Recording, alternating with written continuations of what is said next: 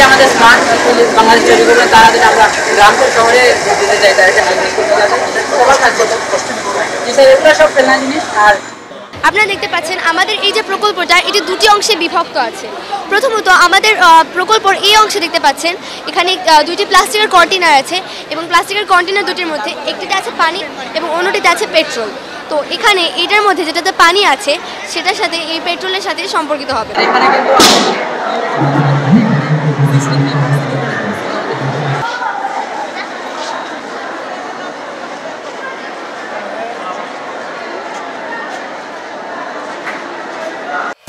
Cinematic display, photography master, performance expert, NextG N9.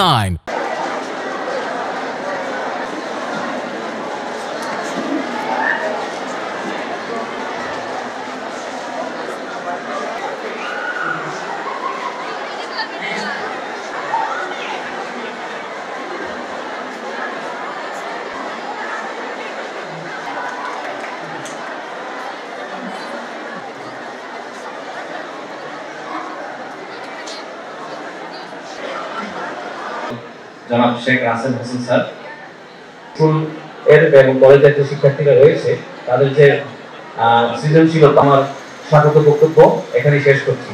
সকলকে ধন্যবাদ।